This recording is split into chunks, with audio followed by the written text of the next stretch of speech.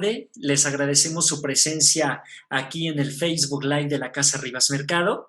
Mi nombre es Cristóbal Arias y bueno, pues a nombre de todos los que colaboramos aquí en la Casa Rivas Mercado, les agradecemos mucho que nos acompañen esta tarde aquí en una charla que vamos a dedicar el día de hoy al arquitecto Antonio Rivas Mercado, justamente en el marco de su 168 aniversario de natalicio.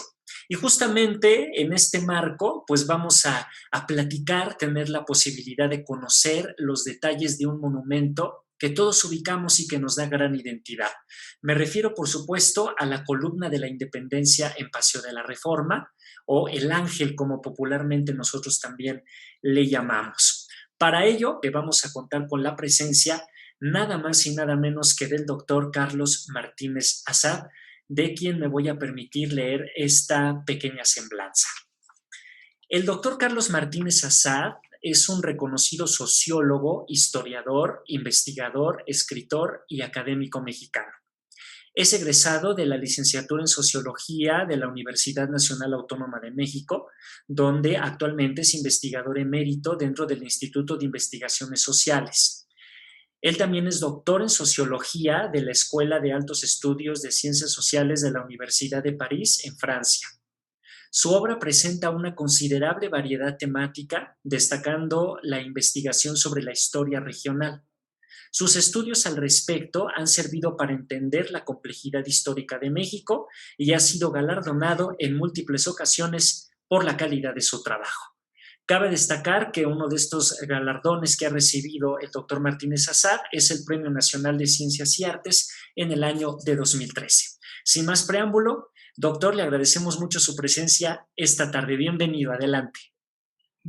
Estoy muy emocionado de poder compartir con todos ustedes estos apuntes a propósito de la columna de la Independencia, gracias a la invitación de la Casa Rivas Mercado y de su directora Ana Lilia Cepeda, que me han hecho que me han permitido estar ahora con todos ustedes.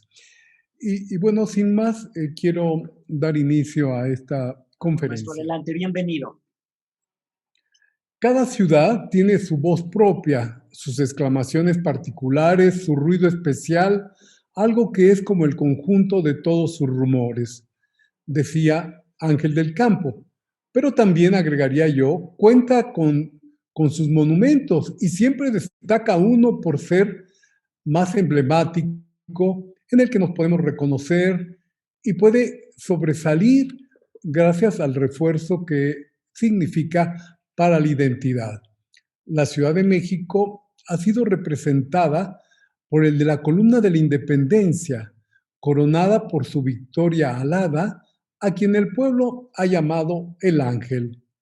Su actitud de estar a punto de emprender el vuelo se debe al magnífico escultor Enrico Alciati, quien respondió así a la idea del monumento concebido por el arquitecto e ingeniero Antonio Rivas Mercado para honrar en primer término al cura don Miguel Hidalgo y Costilla como el padre de la patria, junto a otros héroes de la independencia. Y bueno, es muy importante que en esta ocasión presentamos esto aprovechando o en coincidencia con un aniversario más de su nacimiento. La victoria alada, como el símbolo de la independencia, sostiene en la mano izquierda las cadenas que rompieron la atadura con España y en la derecha la corona de laurel para honrar a sus héroes. Desde el 16 de septiembre de 1910, cuando el monumento fue inaugurado como en un momento apoteósico de las fiestas del centenario, la escultura dorada con sus 25,000 laminillas de oro de 23 quilates, de 6,5 metros de altura y con 7 toneladas de peso, señorea en su pedestal a 45 metros de altura. Aunque debido al hundimiento del territorio del Distrito Federal, se ha elevado 2,5 metros. Son muchos los eventos sociales, políticos y culturales enmarcados en ese monumento y la glorieta que le rodea. referencia constante del acontecer no solo del calendario cívico con encendidos tintes patrióticos, sino de la vida cotidiana. Confluyeron en él las expectativas del pensamiento de los liberales del siglo XIX y se avenía con los cambios que acontecían entonces en el país. Fue superada la victoria alada, símbolo del auge y final del enconado régimen encabezado por Porfirio Díaz, y sus décadas y décadas en el poder, por el ángel de la historia que, extendiendo sus alas, dejaba atrás el pasado y abría su cauce al futuro. Eso permite explicar por qué la sociedad lo adoptó como suyo. La consagración de una idea. En el transcurso de las fiestas del centenario, la columna de la Independencia con su ángel que nacía fue agasajado con un recordatorio histórico. Junto a su banqueta y terraza desfilaron todas las épocas de México, con comedidas personas para representar la época prehispánica, con Moctezuma en palanquín, con su séquito de seguidores, la conquista de Hernán Cortés rodeado de soldados a caballo, la colonia con sus encomenderos muy bien vestidos a la usanza de aquellos días, y para la independencia se escogió a un Agustín de Iturbide también a caballo, acompañado por los insurgentes. Resultaba esto último una paradoja, porque la inclusión de Iturbide no se avenía con la exclusión que acababa de sufrir, porque había sido excluido de la representación patriota que se hacía en la columna, donde junto al padre de la patria aparecen Morelos, Guerrero, Bravo y Mina. Y sin embargo, Mina fue alguien que tuvo que ser incluido cuando se decidió que Iturbide, por las conocidas razones como por haberse proclamado emperador de México, simplemente fue excluido del panteón patrio. Sin embargo, quizá por una idea del mismo Rivas Mercado, su nombre no fue excluido del todo, porque quedó grabado junto a otros 25 héroes en el cuerpo de cantera de la columna de la Independencia, en lo que llamamos el fuste de la columna. La discusión respecto a los héroes que debían estar en el monumento para representar a todos los participantes en la gesta que nos dio la patria comenzó a conformarse desde las propuestas iniciales, en particular las de Lorenza de la Hidalga, desde 1843, cuando por primera vez se discutieron los nombres de los héroes que debía incluir la columna, cuando en ese momento todavía se pensaba que debía estar en lo que después, y justamente por las bases que se hicieron del monumento, se le conoció como el Zócalo de la Ciudad de México. Y solamente quedaba vacante la cuarta esquina hasta que se decidió en la época de, ya no de Santana, sino de Maximiliano, que fuese Guerrero. Años después el problema sería si debía mantenerse o no a Iturbide.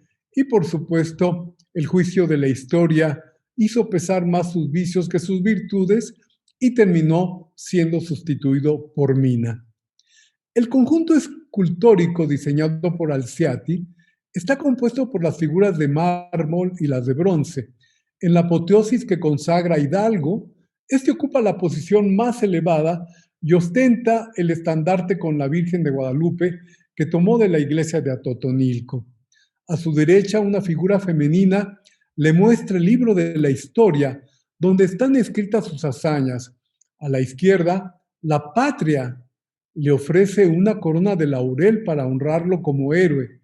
Debajo, un escudo muestra las fechas emblemáticas 1810-1910. Se expresa así el amor a la patria que hay que defender, como decía Alfonso Reyes, el 15 de agosto de 1910 en su conferencia en el Ateneo. La estatua del padre de la patria mide 4 metros con 20 centímetros y pesa 6 toneladas, mientras las de Morelos, Guerrero, Bravo y Mina tienen 3 metros 56 centímetros cada una y el peso promedio es de 3 toneladas y media. Todas se confeccionaron con mármol blanco de Rabazione de Carrara, Italia. Fueron modeladas en yeso y el cincelado del mármol fue hecho en México. El desbaste del mármol se ejecutó en Savaresa, Italia. En las bases está escrito el nombre del escultor Enrico Alciati. Si les platico todos estos detalles, es porque algo que me parece fundamental cuando ya se puede escribir un libro como en los que están sustentados todas estas investigaciones que he hecho sobre la columna y el ángel, esos detalles se escapan a la vista cuando pasamos rápidamente frente al monumento y por eso creo que vale la pena mencionar todo esto para que la próxima ocasión usted se detenga y vea con más precisión y ya sepa a qué se refiere cada uno de esos detalles. Al frente del cofre que permite el desplante de la columna sobre una cornisa se encuentra la escultura en bronce de un león, cargado de laureles, conducido por un genio, muy semejante al del puente de Alejandro en París, alegoría de la fuerza del pueblo conducido por el pensamiento, del triunfo de una idea o el símbolo de la poderosa voluntad encadenada por las fuerzas superiores de la ley. Su peso es de 5 toneladas y media. Detrás, sirviendo como marco, una placa de mármol ostenta la dedicatoria La nación a los héroes de la patria. En las 4 esquinas del basamento se encuentran las esculturas sedentes representando la paz enarbolando una rama de olivo, la ley con el libro de la civilidad, la justicia con la balanza y la guerra con su casco marcial y su espada para expresar que conseguida la independencia por el esfuerzo de las armas se ha afianzado la paz y con ella el imperio de la ley y de la justicia. Cada una de ellas pesa 3 toneladas y fueron también obra de Alzati, fundidas en Florencia en los talleres de los señores Galti hermanos, sucesores de Papi, por el sistema Don a cera perdida. Y algo que es muy importante y sobre lo cual habrá modo de regresar, es que esas 4 esculturas están, si ustedes se detienen a observarlo, van a ver que tiene el mismo rostro de lo que va a ser la Victoria alada. ¿Por qué el mismo rostro? Porque es la misma modelo que prestó el rostro para la Victoria alada, es la misma Ernesta Robles que permitió que su rostro también fuera incluido en cada una de estas esculturas sedentes. Y en su momento hablaré un poco más de ella. Ante la imposibilidad de colocar en un solo monumento todas las esculturas de los héroes, el arquitecto Rivas Mercado tuvo la idea de incluir sus nombres en la orilla del cofre y entre las guirnaldas, palmas y anillos de la columna, y ahí están escritos los nombres de los precursores: Melchor de Talamantes, Francisco Primo de Verdad y Ramos, Marqués de San Juan de Rayas, los conspiradores José Mariano de Michelena, Epigmenio González, Antonio Ferrer, las heroínas, las únicas mujeres mencionadas, Josefa Ortiz, Leona Vicario y Mariana Rodríguez, los congresistas José María Cos, José María Liceaga, Andrés Quintana Roo, los escritores Servando Teresa de Mier, Joaquín Fernández de Lizarde, Carlos María Bustamante, los guerrilleros José Antonio Torres, Víctor Rosales, Encarnación Ortiz, los caudillos Mariano Jiménez, Leonardo Bravo, Pedro Moreno y los consumadores Pedro Asensio, José Joaquín de Herrera, Miguel de Barragán, así como el mismísimo Agustín de Iturbide.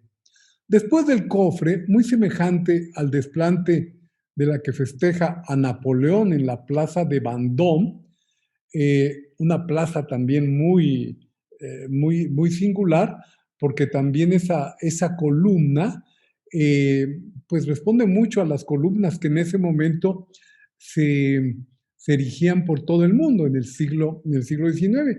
Esa columna con, un, con una información muy peculiar festejaba el triunfo de Napoleón en Austerlitz y durante el momento de del brumario, de lo que llamó Marx el 18 brumario en París, eh, fue derribada la columna y sin embargo volvió a erigirse y por eso la fecha que ostenta es de 1871, cuando ya había pasado mucho tiempo de que la había hecho construir el emperador Napoleón. En la columna de la Independencia emerge la columna a espaldas de las estatuas de Hidalgo, con estrías que la recorren a todo lo largo, con 3 anillos que la interrumpen y la envuelven con volutas y hojas de acanto, ceñidas por flores de 5 pétalos de los 2 primeros y por cabezas de león en el tercero. En la parte inferior posterior del fuste, para dar balance al conjunto escultórico del frente, una fama en bajo relieve anuncia con una trompeta el triunfo de la libertad. Otros motivos adornan la columna, como si los artesanos italianos hubieran querido dejar la huella de su presencia, porque hay que recordar que la mayoría de quienes trabajaron ahí eran italianos, y apenas son perceptibles los haces atados de la cosecha envolviendo un hacha, que 20 años después servirían de símbolo al más firme movimiento político de masas de su país. También puede verse la cabeza de Medusa en la base con los escudos del César, quizá porque al fin y al cabo los porfiristas enaltecían con el parangón a su líder y ambos sentían haber conseguido la paz augusta, que es la leyenda que está escrita en el escudo que se ve en el inicio de la columna. Al llegar a la parte superior se forma un capitel que sostiene 4 águilas mexicanas con las alas extendidas para apoyar un barantal de bronce con 4 escudos que en sus lados llevan las iniciales de la República Mexicana. Y en el centro, en la parte más alta, la victoria con sus grandes alas coronando a los héroes está sujeta a la tapa de acero de la columna. Hoy es una tapa de acero que contiene también el fuste de acero que está forrado con los sillares originales. Me voy a referir a eso un poco después. El observador de la columna de la Independencia puede situarse en la plataforma con su juego de mosaicos detallado por Rivas Mercado y domina la chiluca de Santo Tomás Tlalmanalco, piedra de color gris azuloso que favorece los efectos de claro oscuro y la nitidez de los ornatos. Las escalinatas son de granito de Monte Orfano y el pavimento de la plataforma es de mosaico, en el que se realzan los dibujos, mármoles italianos como el verde Génova, el rojo y el amarillo de Verona, las balustradas y los obeliscos que sostienen las farolas en la plataforma son de granito rosa de Babeno. Luego de recorrer con la vista el primer conjunto escultórico, donde aparece la apoteosis de Hidalgo, al subir la mirada lentamente viendo los detalles, se llega al instante culminante, al detenerse en la portentosa escultura con alma de bronce y forrada de luminoso oro que el pueblo adoptó como su ángel para hacer suya esa escultura. Es difícil, sin embargo, imaginar todas las peripecias que el ángel tuvo que librar para alcanzar la posición a esa altura. Por supuesto, aquí vale la pena recordar, porque es algo es algo que se ha discutido mucho, quién prestó la imagen del ángel de la independencia. Hay algunas novelas, libros de, de, de, de historia que que por alguna razón incluyeron o aceptaron la idea de que la escultura, quien había posado para ella, era Antonieta Rivas Mercado, la famosa hija del arquitecto que realizó todo este conjunto. Eso era imposible porque en 1903, cuando comenzó a prefigurarse la escultura y la columna, Antonieta era una niña, como podemos verla en alguno de los momentos de la construcción de la columna. Así es que, pues no, el ángel es, eh, el cuerpo de la señorita Ernesta Robles, una costurera que había conocido a los Volpi, que eran escultores italianos que habían venido justamente con Alciati para realizar varios de los trabajos que se les pidieron en ese momento. Entre otros, el hemiciclo a Juárez, que ahí no participó Rivas Mercado ni Alciati, y sin embargo los Volpi fueron los encargados de ese conjunto escultórico que honraría a Benito Juárez. Bueno, fue uno de ellos que aparentemente noviaba entonces con Ernesta, quien la llevó al taller de Alciati, que estaba en la calle de Montserrat, y Alciati quedó muy complacido.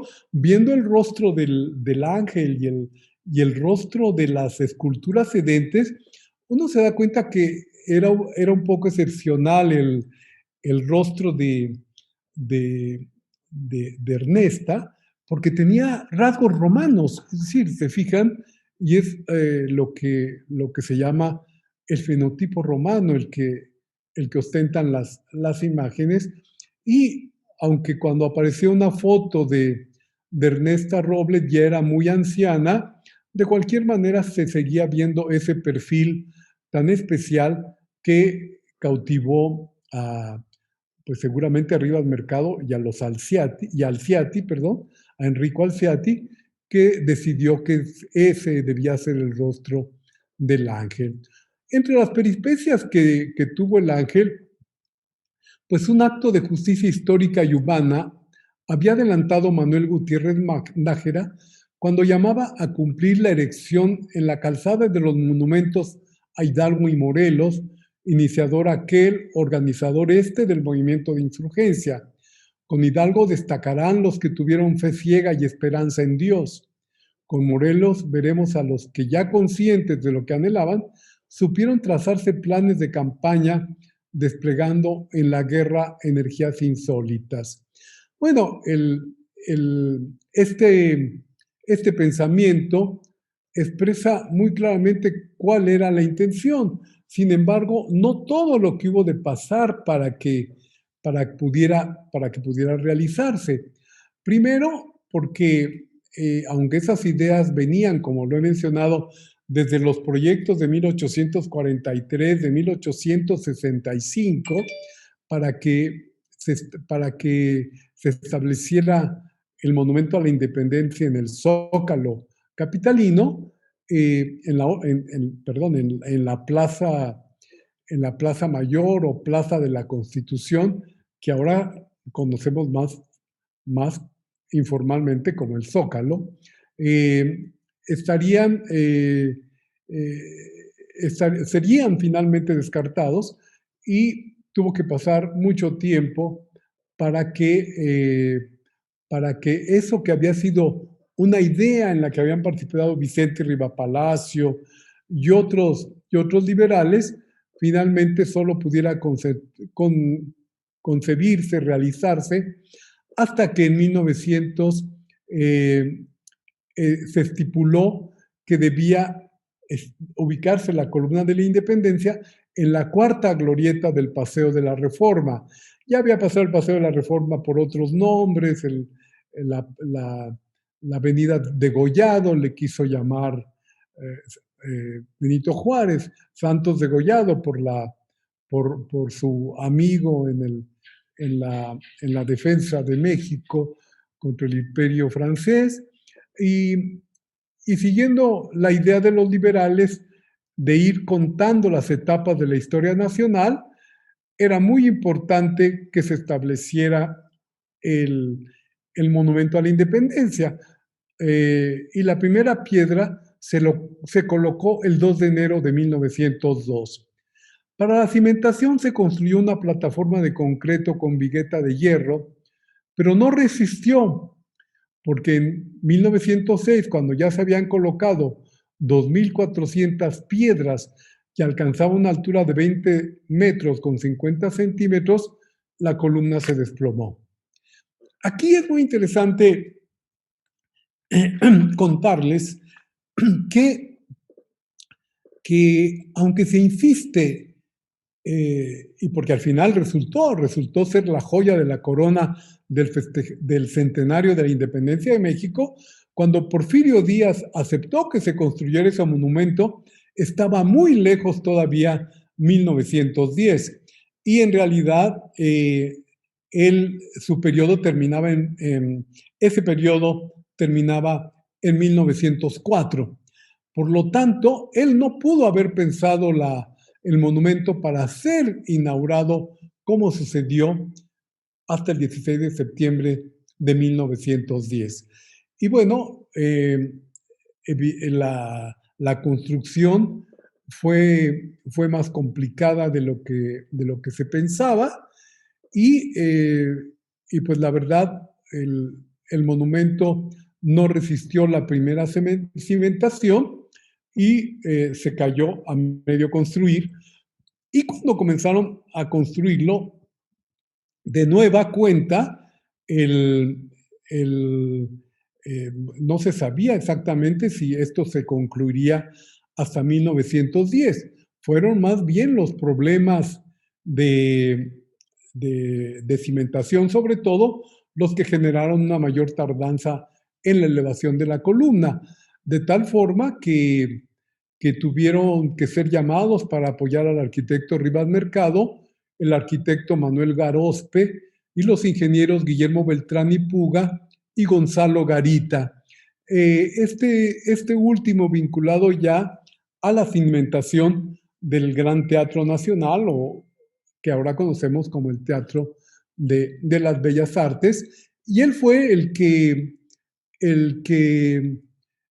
que contrató a Luis Sabatarelli para la nueva cimentación que se construyó en una etapa muy larga, porque duró casi 3 años la construcción de la base que lo hacía necesaria debido a la composición del suelo de la Ciudad de México. Y consistió en una serie de pilotes cilíndricos de madera fijados a una profundidad de 23 metros y otra serie de pilotes de concreto sobre aquellos unidos en la parte superior por una plataforma del mismo material, quedando todos sujetos por una ataguía metálica de forma cilíndrica de 8 metros de altura y 22 de radio. El 13 de septiembre de 1909, fíjense qué fecha tan tardía, se colocó la última piedra de la columna. 2 días después se depositó una caja que contenía copias del acta y programa de la ceremonia del 2 de enero de 1902, que hubo de ser retirada luego del desplome inicial. En ella, en la caja nueva, se colocó también una nueva acta con los datos de la construcción. Hubo entonces de sufrirse aún un percance. Alciati decidió aplicar el dorado a la escultura de la Victoria al pie de la columna, con el fin de, una vez concluido el trabajo, tomarla completa con una grúa para ubicarla en su pedestal. El 14 de junio de 1910, el busto de la escultura se desprendió por un descuido de los operarios. El escultor pues no tuvo más remedio que arreglar los desperfectos en unos días, porque la fecha de la inauguración se acercaba. Y ahora que hablo del busto de la escultura de la Victoria, el busto fue fue el de una compañera de Ernesta que se llamaba María, y de todo esto dan cuenta varios de los relatos que pude escuchar de la época, porque Ernesta no se prestó ni, ni, a, ni a que fuera su busto, ni las piernas de ella las que formaran parte de la escultura. Claro, es decir, maestro, que esta parte no pertenece a Ernesta Robles, o sea, la parte del busto. Así es. Ok, ok. Claro, ella insistió en que tampoco quiso mostrar las piernas. Entonces, pues hemos de pensar que era sobre todo el rostro y los brazos lo que eran, lo que eran, lo que era ella. Sin embargo, tuvo que haber tenido una muy buena figura para para que la escultura pues, alcanzara la perfección que alcanzó. Sin embargo, Antonio Rivas Mercado, como sabemos, tuvo una estadía amplia en Francia, lo cual le permitió ver varios de los monumentos ya confeccionados y de tal forma que en mi investigación pude observar con mucho detalle el puente de Alejandro, que se encuentra en París, cerca del Gran Palais y del Palais, que fueron construidos en el momento de la gran exposición universal de 1889. Y en ese puente vemos una escultura de un ángel que tiene exactamente la misma pose y esa aparente intención del ángel de poner un pie hacia adelante para iniciar el vuelo. Ahí mismo vemos algunos otros detalles, como los leones y los genios, que aparecen también en la columna de la independencia. Eh, desde luego, pues no tenía por qué sustraerse Rivas Mercado a las influencias de la época y a los monumentos que pudo contemplar ahí. De tal forma que, por ejemplo, la columna de Vendôme le permitía ver que una gran caja cuadrada suspendía la columna y eso le permitía colocar a sus esculturas sedentes y la apología de la patria encabezada por don Miguel Hidalgo y Costilla. Asimismo, pudo visitar seguramente la columna, la columna dedicada a los girondinos, que se encuentra en, que se encuentra en el sur de Francia, en Bordeaux o Burdeos, y esa columna tiene una enorme semejanza con con la columna de, de nuestro arquitecto Rivas Mercado. Eh, sobre todo esto creo que se pueden mencionar, mencionar muchas cosas. Creo que quien decida observar con más detenimiento la columna de la independencia y la escultura podrá ahora orientarse con algunos de estos datos que les he dado, que, que bueno, me tomaron mucho tiempo poder encontrarlos y observar la columna durante mucho tiempo y buscar en los archivos, por supuesto, la procedencia de los materiales, los documentos de los escultores, de los forjadores que hicieron las puertas de acceso a la columna, etcétera.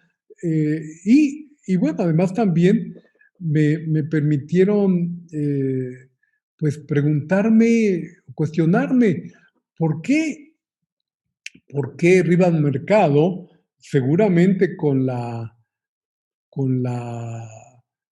opinión o sugerencia de Porfirio Díaz, decidió colocar en el interior de la columna al único, el único personaje que está en el interior de la columna, que es Guillén de Lampar, alguien que fue juzgado en la Inquisición porque se hacía pasar por parte de la Casa Real y porque además, eh, según, según Manuel Paino y Rivapalacio, buscaba también que la Nueva España fuese una nación sustraída a la corona española. Bueno, evidentemente eso provocó que, que fuese juzgado, encerrado en la Inquisición, finalmente juzgado y ajusticiado. Eh, esa, esa presencia eh, a mí me parece un poco, un poco extraña. ¿Por qué razón tenía que ser ese personaje y no cualquier otro de los que nutren el panteón patrio de nuestro país? Bueno, la escultura perdón, el monumento ha ido pasando por varios momentos de gran relieve. Por ejemplo, en septiembre de 1921, cuando se celebró el centenario de la consumación de la independencia, que hubo grandes festejos en toda la ciudad y sobre todo por el Paseo de la Reforma, a la columna de la Independencia, desfilaron de nuevo, como en el momento del centenario, diferentes corporaciones, el Ejército, la Marina, la presencia de algunos grupos extranjeros, y sobre todo carros alegóricos, ofrendas florales, una invención del momento que era elegir a la India bonita, que también en esa época se ponía de moda, a una de las mujeres bellas representativas de, de, lo que, de lo que se considera la belleza mexicana. Bueno, ese año de 1921 fue muy importante por eso. Sin embargo, un evento que a mí me parece más significativo para ir conociendo la historia de la columna fue el 16 de septiembre de 1925, cuando los restos de los héroes fueron trasladados a la base de la columna. Esto es algo muy importante porque inicialmente la columna no fue diseñada como el Panteón Patrio. Va a ser Portesil el que le da el nombre oficial del altar de la patria. Y aquí esto es interesante, que muchos funcionarios, presidentes de la República, llaman altar de la patria donde quiera que hay un héroe o una representación patriótica. Sucede mucho con el monumento a los niños héroes, realizado ya en la época de Miguel Alemán, del presidente Miguel Alemán, que muchos de los que van ahí le dicen el altar de la patria. Y sin embargo, por decreto presidencial de Emilio Portes Gil, el altar de la patria es solamente la columna de la independencia.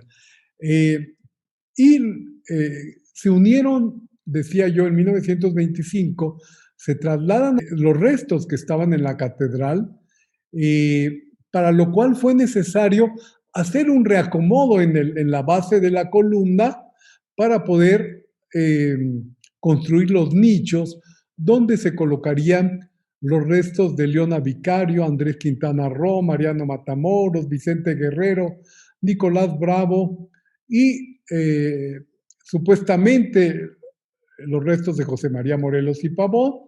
Y digo supuestamente porque esto no ha logrado ser aclarado, porque su hijo Juan Nepomuceno Almonte había tomado los restos de la catedral para llevarlos consigo a París cuando Maximiliano lo nombró para representar a México ante Napoleón III en 1866. Entonces no hay no hay una clara certeza de que estén ahí los restos de de José María Morelos y Pavón, aunque durante los festejos del Bicentenario en 2010 se dijo que esos restos habían sido restituidos y que se encontraban ahí. Tampoco se ha dilucidado si la columna,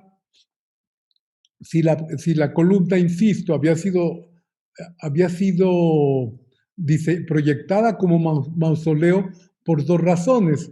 La primera es que hay evidencias del presidente Porfirio Díaz para que se construyera un panteón nacional como el de París para personajes ilustres y entre ellos los de los héroes, pero diferentes problemas en el proyecto del arquitecto Guillermo Heredia para construirse a un costado justamente del templo de San Fernando, no llegó a realizarse ese panteón patrio.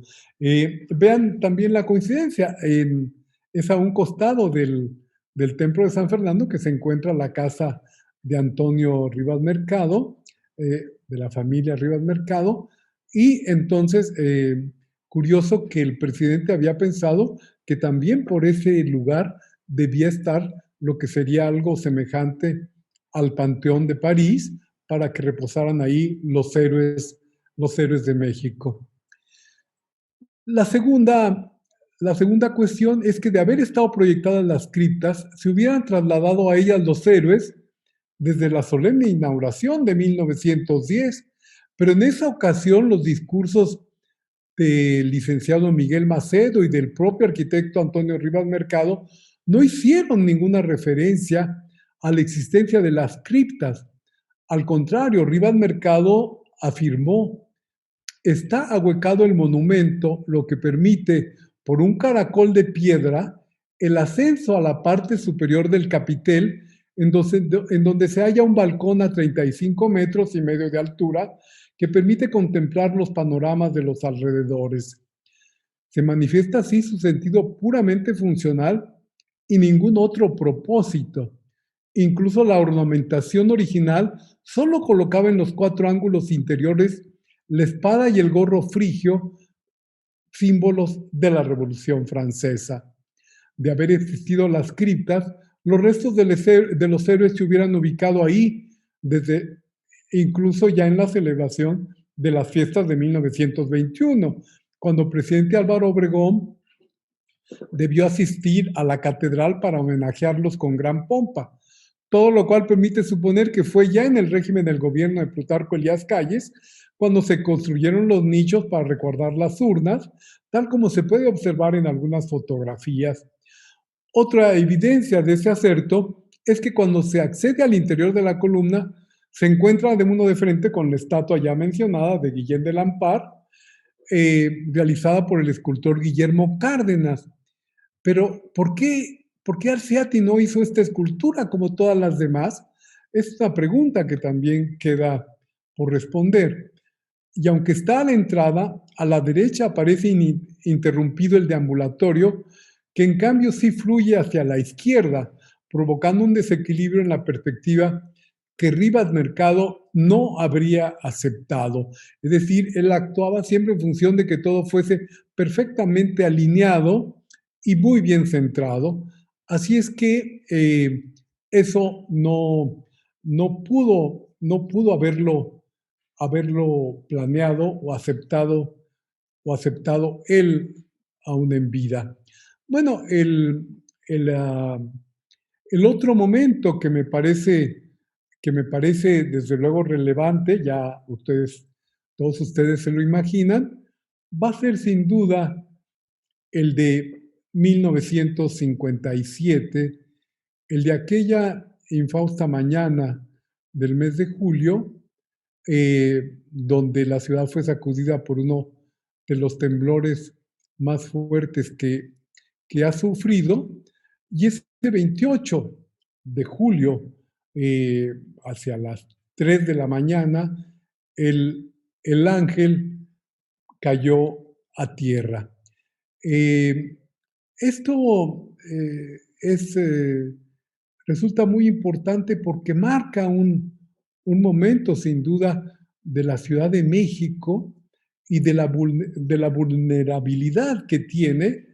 Y el ángel no resistió el embate de un sismo que entonces fue calculado en 7 grados en la escala de Mercalli. Aun cuando airoso había resistido otros de esa misma magnitud, como el ocurrido en 1911, cuando entró Madero triunfante a la Ciudad de México.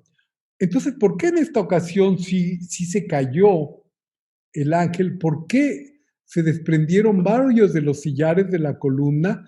Creo que parte de la explicación está en los nichos que se hicieron en el basamento que Rivas Mercado no había calculado. Así es que en ese momento la ciudad se quedó sin ángel, que había vigilado sus destinos durante tantos años desde la primera década del siglo XX. Los daños obligaron a un tratamiento de todo el conjunto escultórico y bueno, ahí comenzaron intervenciones mucho más fuertes, como el hecho de introducir en el fuste una columna de acero que fue tratada con una moderna técnica de soldadura por la compañía Rayos Gamma de México, y esa columna de acero también hizo que la escalera de caracol a la que había aludido Rivas Mercado fuera sustituida por una escalera diferente, como se accede ahora hasta la parte más alta de la columna. La escalera de caracol de piedra fue sustituida por una con 28 escalones en el cubo de concreto y 172 escalones en metal para llegar a la terraza. La reparación de la cantería estuvo a cargo de José Cervantes, que hubo de asegurar un empaque perfecto entre la camisa metálica y el paramento, y además inyectó mortero en las grietas. Los sillares desplazados fueron recolocados con una grúa con potencia de 30 toneladas. El ángel estaba destruido porque quedó convertido en cuando menos 6 bloques. Se llegó a pensar que debía volverse a realizar y hasta se mencionaron nuevas posibles modelos. Entonces estaba muy de moda Ana Berta Lepe y había sido triunfador en el concurso de Miss México y finalista en el concurso de Miss Universo. Así es que se pensó que ella debía prestar el cuerpo a la nueva Victoria Alada. También algunos mencionaron a Cristian Martel, que también que había sido vencedora en un certamen de Miss Universo y que además se encontraba ya en México para iniciar una carrera cinematográfica que quedó sustentada en varias películas. La escultura de bronce fue limpiada con bicromato de zinc, se le dieron varias capas de pintura amarilla y se le aplicó pegamento para adherir de nuevo el oro de hoja. Se dice que entonces se emplearon 18,000 laminillas de 84 por 84 milímetros con una pureza de 23 quilates. Y el gasto de esa restauración, la de 1957, alcanzó hasta 1,346,000 pesos. Fíjense que era casi la misma cantidad que había costado todo el monumento cuando fue construido el conjunto inaugurado en 1910, que en ese momento se decía que todo el conjunto había costado 2 millones de pesos. El Ángel volvió al sitial que tenía al año de haber caído, con su peso de 7 toneladas, ahora duplicado, según algunos especialistas, porque tuvo que forrarse, tuvo que hacerse un vaciado de concreto en el interior de la escultura. A 48 años entonces de haber sido inaugurado por el presidente Díaz, el 15 de septiembre de 1958, el presidente Adolfo Ruiz Cortines lo reinauguraba. Un año la ciudad se había quedado sin Ángel, generando expectativas que se expresaban por todo el país en un trauma bastante fuerte del que nos da cuenta Elena Poniatowska, que al recuperar las voces del pueblo, escuchó a alguien que decía: oye, ¿es el ángel? Desde luego era un visitante. ¿Es el ángel como en las fotos? Y con un aire de ángel elegido, el otro contestaba, lleno de orgullo: uy, no, es más bonito que en las fotografías. Era también el mejor punto de referencia. ¿Sabes por dónde? Por el ángel, por allí vivo. A la niña Titi le preguntaron en la escuela cuando se había iniciado la independencia de México, y según Elena Poniatowska respondió Oronda: la independencia fue cuando se cayó el ángel. A más pues ahora, más de 60 años de la caída, es un hito en la formación de nuevas generaciones. También el tiempo ha permitido confrontar el que ha pasado para realizar, el tiempo realizado que le llevó a Rivas Mercado terminar con la columna. Y solamente como notas para finalizar, en 2006 tuvo que realizarse otra intervención muy fuerte, que es la que es como habíamos visto el ángel hasta los años recientes. En ese momento se hizo una depuración completa, tuvo que volverse a forrar con la minilla de oro, y al final se hizo pues una de las restauraciones más profundas. Sin embargo, y de nuevo, esto que tenemos siempre en México, esta relación tan drástica con los fenómenos de la Tierra, hizo que en el temblor de 2017 la columna volviera a sufrir daños muy fuertes, de tal forma que ameritaba una nueva intervención, una nueva restauración. Afortunadamente, la jefa de gobierno, Claudia Sheinbaum,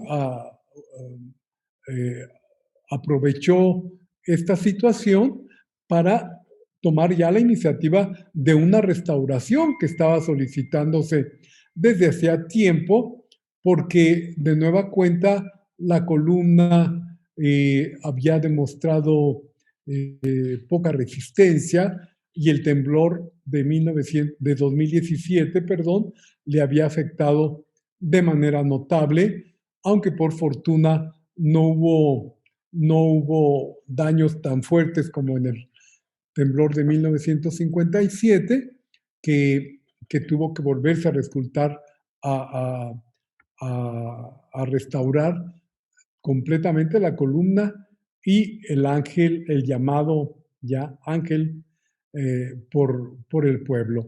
De ese ángel original, ahora podemos ver todo el cuerpo, las alas. Sin embargo, el rostro tuvo que ser rediseñado. Es una nueva, la cabeza había sido destruida casi completamente, así es que se le tuvo que hacer la nueva cabeza, y la cabeza original, maltrecha luego de su caída de 45 metros, Y yo he insistido, he propuesto en muy diferentes ocasiones que esa cabeza original del ángel vaya a algún emplazamiento cercano a la columna de la Independencia, de tal forma que pueda ser visto por la mayoría de los transeúntes y que se den cuenta del significado de ese monumento y de las peripecias que ha debido pasar. Eh, por fortuna, el resto de la escultura pudo ser restaurado. Un brazo sí sustituyó al original.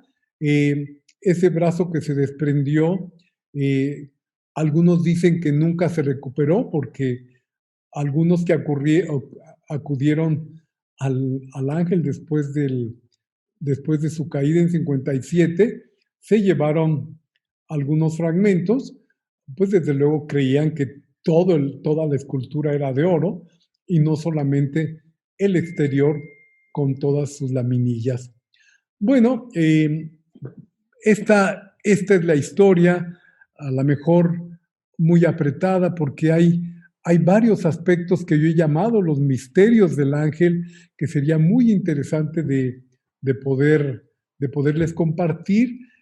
Sin embargo, eh, el tiempo no nos lo permite y creo que pues al final ha quedado muy claro esta historia por la que ha pasado el ángel lo que llamamos ahora el ángel de la independencia, que en realidad fue la victoria alada de la columna de la independencia. Eh, Desde luego, pues el, el, el género se le cambió, ¿verdad? Al hacer un ángel masculino, aunque, como se dice, los ángeles no tienen sexo y este ángel encima tiene las formas de una mujer, lo cual es notable para cualquiera que pase frente al monumento. Ahora pues solamente nos queda esperar que la actual restauración que ha provocado, provocado varias expectativas, una gran especulación de cómo se ha realizado esta. Eh, Esperemos que sea para bien y que nos permita que la Ciudad de México siga teniendo ese ángel que le protege, que vuela sobre la altura de la ciudad y que en cierta forma nos refuerza la identidad y nos da la posibilidad de sentirnos, de sentirnos bien con esa, nuestra ciudad, la Ciudad de México. Muchas gracias. Maestro, muchísimas gracias. De verdad, es maravilloso sobre todo conocer todos estos aspectos porque uno ha pasado 1000 veces como capitalino frente al Paseo de la Reforma y ante la escultura del Monumento a la Independencia, sobre todo del Ángel, y uno, bueno, a lo mejor se puede imaginar muchas cosas, pero conocer esta historia es realmente fascinante y sobre todo pues por todas las peripecias que pasó su construcción en ese tiempo, ¿no? Y obviamente a la luz de los años, pues todas las peripecias que todavía el ángel sigue pasando y bueno, pues que esta restauración, bueno, pues nos los mantenga con esa gallardía y esa luminosidad maravillosa, esa protección del ángel capitalino hacia todas las colonias de la Ciudad de México. Fíjese, cuando viene mucho el público a la Casa Rivas Mercado, siempre está la incógnita, como usted bien lo manejó hace un momento, de quién era la modelo del ángel, ¿no? Y siempre va la cuestión de que es Antonieta, pero bueno, ya conociendo la biografía de Antonieta y como bien usted lo señalaba, existe esta fotografía en donde Antonieta era apenas una niña cuando se estaba haciendo justamente esta columna. Esto yo creo que probablemente se lo debemos un poco a un libro que realiza el maestro Carlos Fuentes llamado Los años con Laura Díaz, en donde él menciona lo siguiente. Laura Díaz vio la caída del ángel y quién sabe por qué pensó que no era tal ángel. Era la señorita Antonieta Rivas Mercado, que míticamente posó para el escultor Enrique Alciati, sin imaginar que un día su bella efigie, su cuerpo entero, iban a caer hechos pedazos al pie de la esbelta columna conmemorativa, ¿no? No, quizá le debamos también a ese fragmento que otros varios escritores muy reconocidos también le hayan atribuido a la misma personalidad a la escultura alada, pero esto Claro. es imposible que sea cierto. Algo que a lo mejor también está en el origen de pues de esa leyenda, que yo llamaría leyenda, es que también se dice que el perfil de la libertad que está en la puerta de acceso a la columna sería el perfil de Alicia Rivas Mercado, De la la hermana mayor de Antonieta, que en ese momento sí era una joven que salía de la adolescencia y que podría ser factible que el padre hubiera decidido utilizarla eh, como modelo. Sin embargo, tampoco nunca fue certificado por el mismo Antonio Rivas Mercado. Así es, pues en fin, una inmensidad de historias, una inmensidad de anécdotas que nosotros podemos encontrar de monumentos tan importantes como este. Y maestro, bueno, pues a nombre de todos los que colaboramos aquí en la Casa Rivas Mercado, no nos queda más sino que agradecerle esta magnífica tarde en donde hemos podido hacer todo este recorrido genial de un monumento tan importante que es justamente nuestra columna de la independencia, nuestro ángel de la independencia, como coloquialmente nosotros le hemos querido llamar. Muchísimas gracias, maestro. Muchas gracias y qué mejor recordatorio de Antonio Rivas Mercado que hablar de una de las obras más connotadas que él realizó. Es correcto. Y bueno, pues aquí también extenderle la invitación, maestro, más adelante, a ver si podemos hacer otra charla sobre un tema que también usted le atañe muchísimo, que es el cine. Nos encantaría que nos platicara un poco, porque sobre todo la zona donde nos encontramos, donde se encuentra la Casa Rivas Mercado, es una zona que aparece mucho en nuestra filmografía, el centro histórico, la Guerrero, etcétera. Entonces sería muy bueno que en algún momento, maestro, usted nos acompañara con una charla del cine y sobre todo haciendo referencia a este libro tan genial que usted realizó, La Ciudad de México que el cine nos dejó. Muchas gracias, Cristóbal. Gracias. Todo gusto, acepto la invitación. Muchas gracias, maestro. Nos comunicamos pronto con usted y a todo el público, muchísimas gracias que nos acompañó esta tarde. Pásenla muy bien y buen fin de semana. Hasta luego. Fundación Conmemoraciones y Casa Rivas Mercado agradecen su presencia en línea. Igualmente queremos agradecer la participación del Dr. Carlos Martínez Assad en conmemoración del 168 aniversario del natalicio del arquitecto Antonio Rivas Mercado.